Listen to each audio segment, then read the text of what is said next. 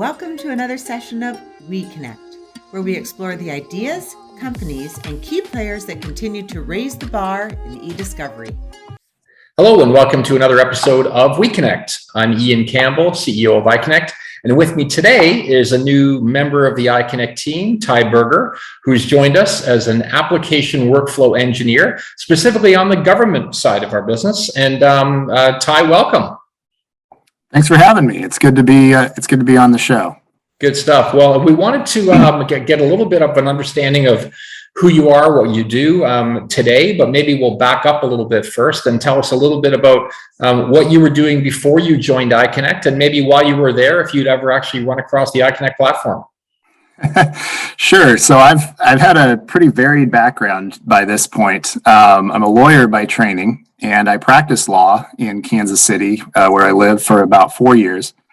And I got to the point where I felt like practicing wasn't what I wanted to do, but I wanted to learn something, kind of a specialty within the legal industry. Right. And eDiscovery was the thing that I settled on, because things come and go, but technology is not going anywhere in the legal industry. And had the opportunity to join United Lex, which is also a Kansas City-based company.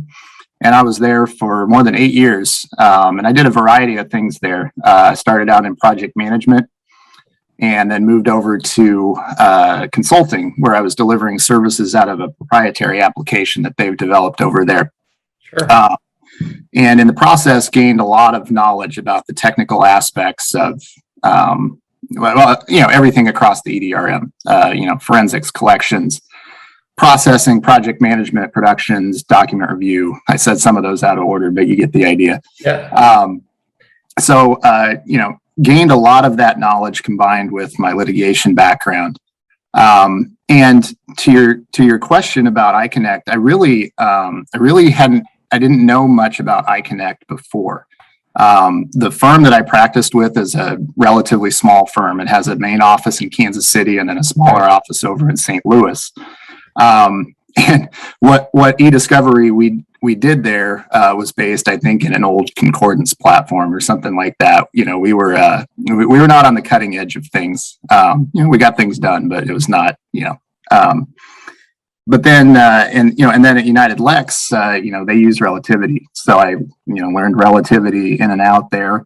Was aware of other players in the space, but just never had, personal interaction with any of it. So right. Yeah, and it's interesting, we sometimes hear people talk to us and they say, well, I know platform A, so therefore moving over to platform B is going to be really, really hard. And I think that's a bit of a misnomer, because what people don't realize is if they know eDiscovery and they know digital document management, they kind of know a lot of tools. I find it's very similar to the newsletter programs and the WYSIWYG web-based programs. If you know how to upload an image from your computer and you know how to highlight a text box, you can probably figure out how to use the application. And I find eDiscovery is much different. And I think people underestimate the amount of information they have. And I sort of equate it to, you're driving a Lexus and someone says, "Oh, can you drive my Ford Mustang?" Nobody says, "Oh no, I'm not comfortable with that because it's so much different." Well, it's kind of not. The doors, the windows, the accelerator pedal, the brake, the steering wheel, they all work the same way. And I think it's one of those things that we're quite excited about as the landscape continues to shift and people look for alternative technologies. The ability for someone to get up and running on a new platform isn't as intimidating as it was back in the day if they have some of that foundational knowledge. Yeah, I agree. The analogy that I've used is, I'm an American, so professional football here, the NFL.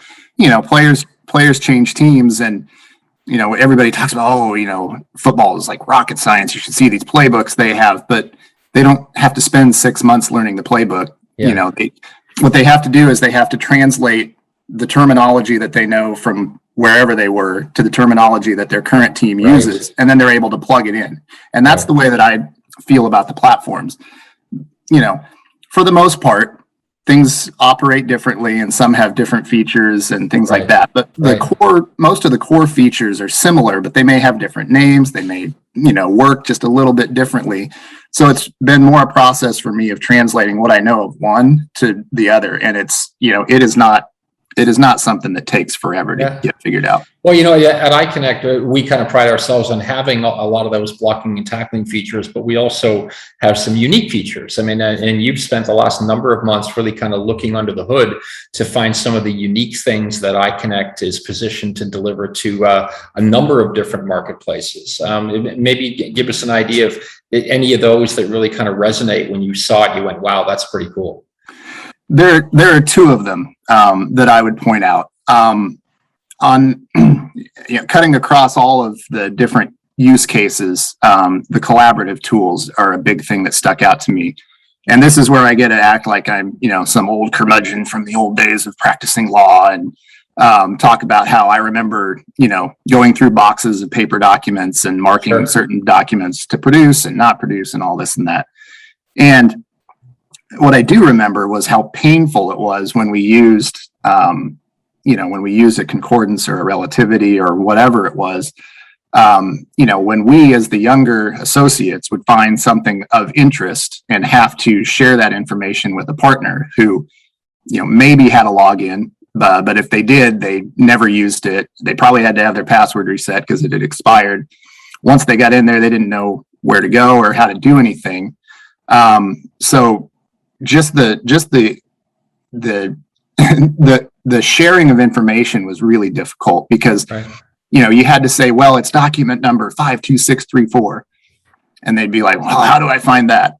And the collaborative tools in iCONECT, where you can apply a comment to a document, you can, share that comment then with other users, and those users can log in, and right in front of them, especially, if you set up their permissions in a particular way, for somebody like a senior partner who doesn't get in there every day, they've got their comments tile right in their face when they log in, and they see this comment, or they have their notification up at the top that tells them they have a notification.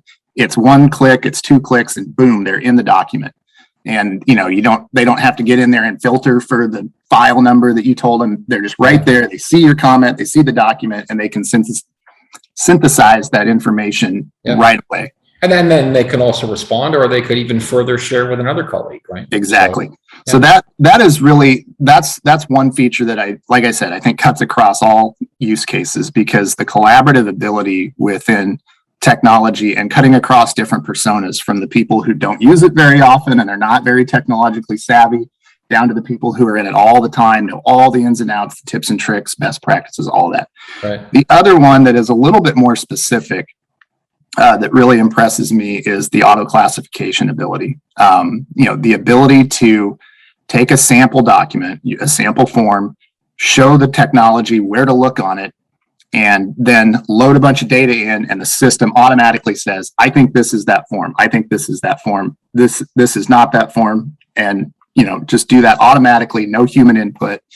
Again, coming from the days of reviewing paper documents and boxes, just the way that technology has remade litigation, and now it's starting to remake a lot of other areas that are so paper-based and have historically been paper-based, is just, it's incredible.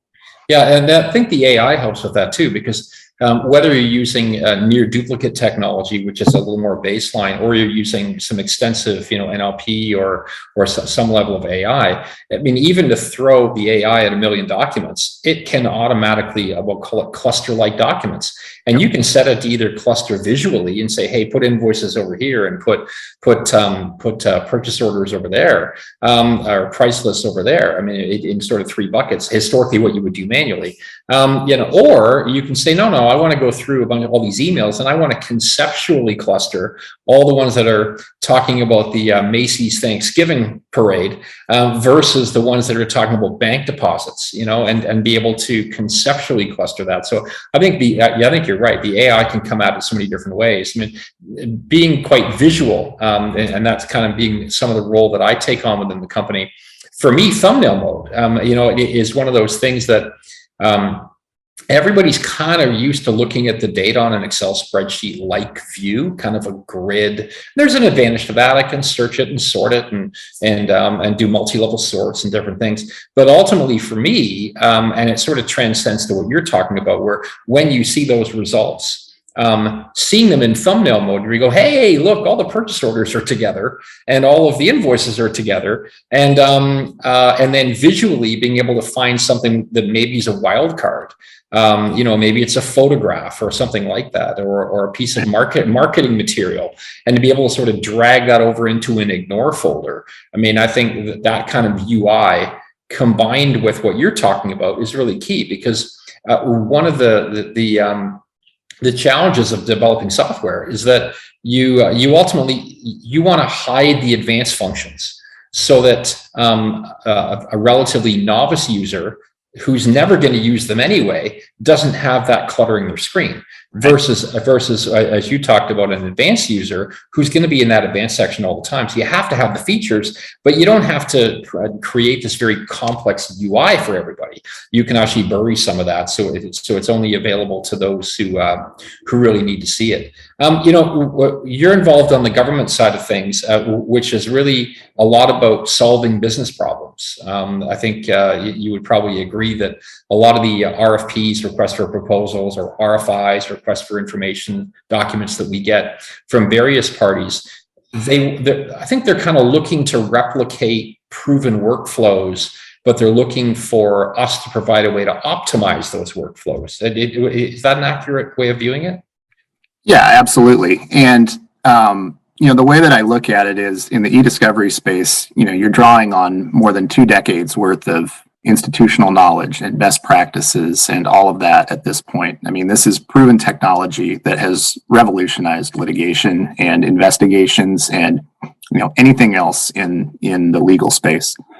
So now the task at hand is saying, okay, you have the largest data holder in the world in the United States government, and they have literal warehouses of paper documents that are valuable and need to be preserved, but in paper format are very difficult to leverage in any useful way.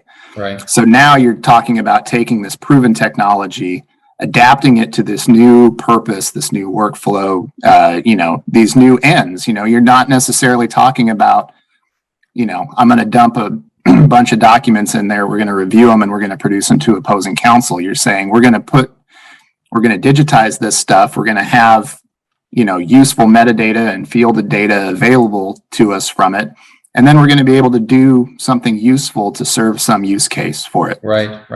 And that's really, again, kind of talking about the whole translate one thing from another. You're saying, okay, what are the aspects of this that I can translate over to that and reach the desired end state? Right. And when you take some of the core functionality, things like security, and the ability to intake data from multiple different diverse sources. You talked about paper. It's funny how things circle around, because we kind of stopped talking about paper around 2005, 2006 when email came up.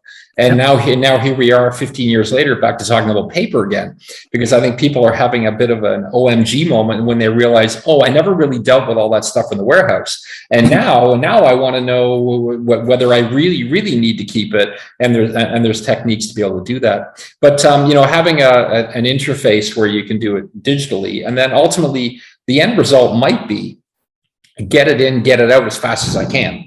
Or the end result might be get it in, leave it there, let me look at it, and only cherry pick out the pieces that are important to me. And I think, having those diverse workflows and being able to sort of take those modules and put them together to replicate a workflow. I think one of the nice things for us is we very rarely come along and say, scrap what you're doing, do it the iCONECT way. What we say is, let's look at what you're doing. And this sort of goes to your role as an application workflow engineer, is let's go look at your workflow and let's see how we can apply this technology to your current workflow to make it smarter, faster, stronger. Right? Absolutely. Yeah. I mean, that's And that's huge, is just not having to figure out something exact or custom or, whatever. Just take what you have and adapt it to something new. And that's a term that you and I are seeing more and more, which is COTS, commercial off the shelf. And talk to us a little bit about how that's kind of changing purchasing in the government space. Yeah. So, instead of going to market and saying, well, we have this use case, we have a bunch of paper data and we have to figure out how to do whatever it may be with it. People aren't looking for you to spend 2 years developing a custom solution that's exactly built for their workflow. Yeah. You might, in a sense, like if you do have that custom solution, then that every little aspect of everything that you do is exactly incorporated into that. But it takes you 2 years to get there. Whereas you can take a commercial off-the-shelf solution, you can say, look, there are going to be some things that we have to adapt. There are going to be some things we have to tweak. But overall, we can figure out how to use these features to accomplish what it is that we want. Right. And sure, it might take some development along the way. It'll take some tweaking of workflow, but we'll get there. And we're going to get there a lot faster, and have it be a lot more useful for other, future use cases, which we all know there's going to be another one and another one and another one. Yeah. Down the line. Right. And that time to market, quote unquote, is sort of the thing that is of concern to people these days, because technology moves quickly. We talk about the fact that someone goes and buys a cell phone, downloads some apps, start clicking buttons, and they're up and running in 15 minutes. Yep. Hard pressed for people to wait 2 years for a solution to their business problem. So you're right. The ability to have that COTS or COTS solution, can certainly make a big difference. Just sort of wrapping up. There's a lot of pieces of the iCONECT platform that you've been involved in. You're adapting the workflows from forms extraction to automated redaction of PII to identification of sensitive data in unstructured documents. As you look over the horizon, where do you see all this moving toward? You're right. There's a lot of paper out there, and clearly there's a lot of challenges to solve. Yeah, the use cases are so potentially varied that, it's hard to get your arms around, what could be coming down the line. But really, what I see ultimately is, or like as an overarching principle, I think, is that you have the data out there, but you have to be able to leverage it and you have to be able to use it. Now, maybe that's claims adjudication, maybe you have people claiming benefits or something like that. And you need to have the information and you need to know, do you have all the right documents? If you do have all the right documents, what do they say? Do they substantiate a claim, or, do they fail to substantiate a claim? Sure. And at scale, and we're talking about huge volumes of data here. Yeah, a million of this, and a billion of that. Yeah. Right. This is not large scale document review where you can go to a court and say, look, we have 5 million records and it's going to take us, however long, and you agree to a schedule and that's just how long it takes. People claiming benefits or, requesting decisions or whatever it may be, generally you don't want to leave them sitting around for 2 years while a person, manually goes through each document and verifies what's there. So to the extent that you can leverage technology, because that gives you your scale, you can use that to aggregate the information. You can use that to increasingly over time make the process more efficient, faster, and more accurate. And that I think that kind of goes back to the COTS thing a little bit. I said this a lot in the eDiscovery space. There's no silver bullet for these things right now. We're not in the Jetsons age where machines just do everything. But we're getting a lot better, and these things are getting a lot better all the time. Right. And I think we're really going to see in the next few years a really impressive leap in how much more quickly and how much more accurately we're able to get through these very large volumes of data. Sounds great. Well, again, Tye, thank you. We've been talking to Tye Burger from iCONECT, works as an application workflow engineer. Tye, welcome to the team, and thanks for giving us some background on where you've been, where you are, and where you're going. Thanks. Thanks for having me, Ian. weCONECT, brought to you by iCONECT, making information accessible.